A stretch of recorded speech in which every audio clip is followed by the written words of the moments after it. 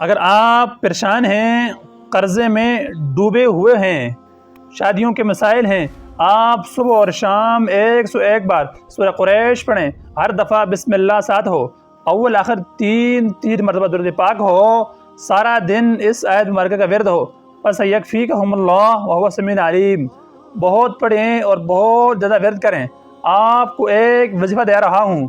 ایک بار سورہ مزمل پڑھیے، اور آپ جب اس آیت پر پہنچیں ان لک فی النہار سبحا طویلا، اس آیت کو 101 بار پڑھ کر سورہ مزمل کو ختم کریں۔ جو یہ چاہتا ہو کہ رزق بارش کی طرح برسے، جو یہ چاہتا ہو کہ مرادیں پوری ہوں،